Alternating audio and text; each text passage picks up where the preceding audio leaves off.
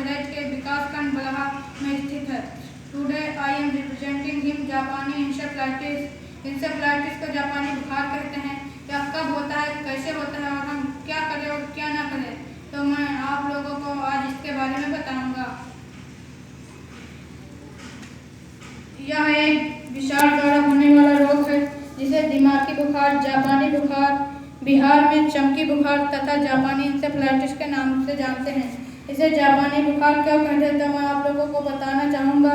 सर्वप्रथम सन 1871 में इस बीमारी के बारे में जापान में पता चला था, इसलिए इसका नाम जापानी इंसेफ्लाइटिस पड़ा। सुअर तथा पक्षी में इस बीमारी के विषाणु पाए जाते हैं, यानी कि ये दोनों होस्ट हैं। यह रोग मच्छरों द्वारा काटने पर हमारे शरीर में फैलता है। हाल ही में एक रिपोर्ट के अनुसार चूहों को भी इसका स्रोत बताया गया है, इसलिए चूहों पर नियंत्रण की योजना बनाई जा रही है। भारत में जापानी इंसेफ्लाइटिस मुख्यतः तराई तथा पानी के किनारे वाले प्रदेशों में ज्यादा देखने को मिला। सन 2011 के आंकड़ों के अनुसार भारत के उत्तर प्रदेश, बिहार, झारखंड, उड़ीसा, पश्चिम बंगाल, असम, मेघालय, मणिपुर, त्रिपुरा, कर्नाटक, तमिलनाडु, आंध्र प्रदेश में आज राज्यों में इस रोग का प्रभाव अधिक है।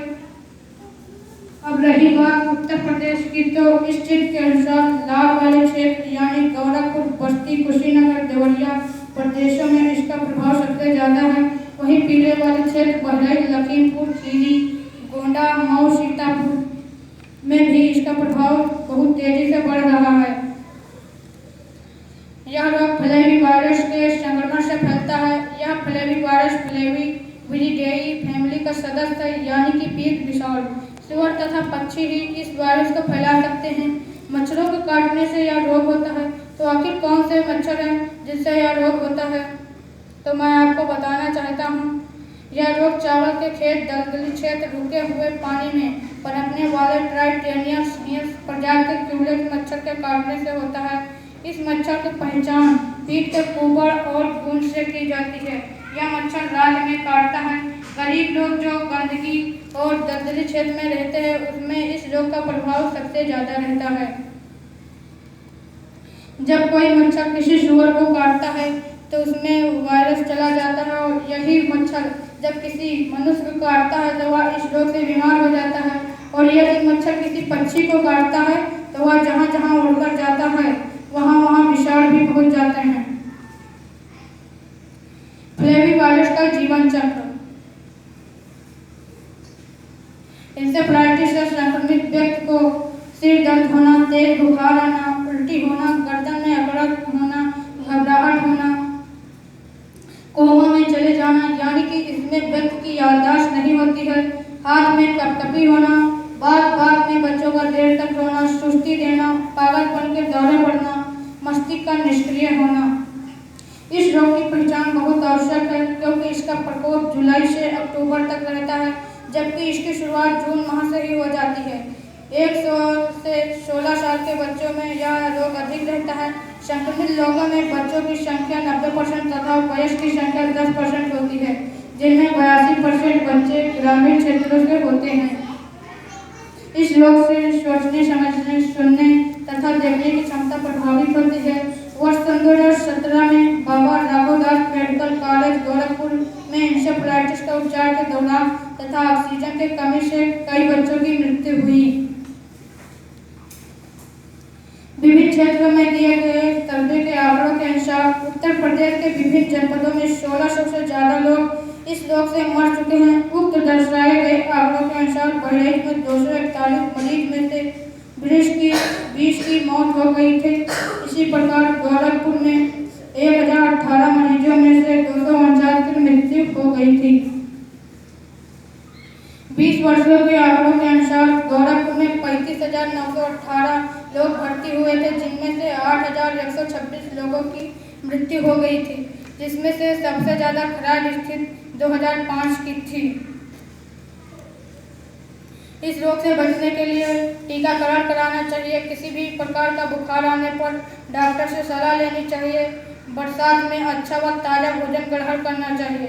गंदे पानी व मच्छरों से बचना चाहिए। घर के आसपास पानी का जमाव नहीं होने देना चाहिए। यदि किसी गड्ढे में पानी भरा हो तो वहाँ पर मिट्टी डाल देनी चाहिए। कीटनाशक दवा का प्रयोग करना चाहिए। घरों में मच्छरदानी का प्रयोग करना चाहिए। शरीर को ढककर रखना चाहिए। और सबसे महत्वपूर्ण बात है जागरूकता। हम सभी को पोलियो की तरह घर घर जाकर दस्तक देना चाहिए और इस रोग की जानकारी के बारे में प्रचार प्रसार करना चाहिए। जापानी इंसेफ्लाइटिस में बढ़ते जाने वाली सावधानियां। इस रोग से प्रभावित व्यक्ति को पूरी तरह से आराम देना चाहिए। रोगी को अंधेरे बंद कमरे में रखना चाहिए। तरल घोल पदार्थ बिल्कुल नहीं देना चाहिए। आवश्यकता पड़ने पर ORS घोल गर्म पानी के साथ देना चाहिए। तेज धूप से बचना चाहिए। खाना खाने से पहले साबुन से हाथ धोना चाहिए जिससे हाथों में कीटाणु उत्पन्न न हो। सूअर को आबादी से दूर पालना चाहिए।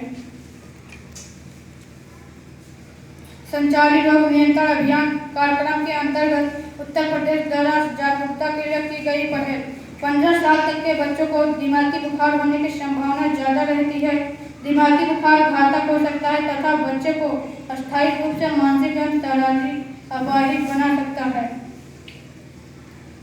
संचारी रोग नियंत्रण अभियान कार्यक्रम के अंतर्गत उत्तर प्रदेश सरकार द्वारा जागरूकता के लिए की गई पहल दस्तक 2। मानसून के महीने में बुखार आने पर बच्चों को बिना किसी देरी के उपचार के लिए सरकारी अस्पताल लाएं। कोई भी बुखार दिमागी बुखार हो सकता है। यह कार्यक्रम 38 जनपदों में विशेष रूप से चलाया जा रहा है जिसमें शिक्षा विभाग तथा स्वास्थ्य विभाग का कार्य सराहनीय है।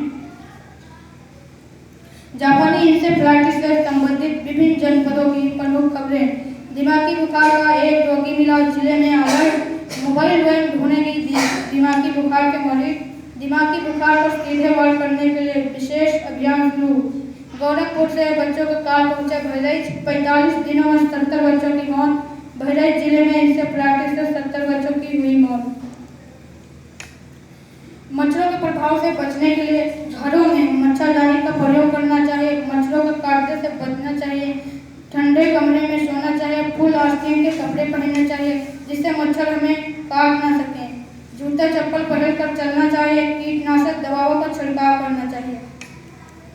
ये तो रही घर की बात। अब बाहर क्या करना चाहिए तो तालाबों में मच्छरों के लार्वा को भक्षण करने वाली गेम्बोसिया प्रजाति की मछली का पालन करना चाहिए।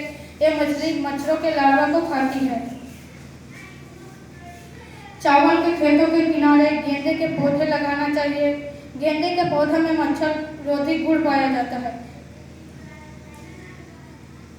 Thanks for your kind attention. A special thanks to BSA sir, Dio sir, Eman sir, my all friend and family members. Thank you.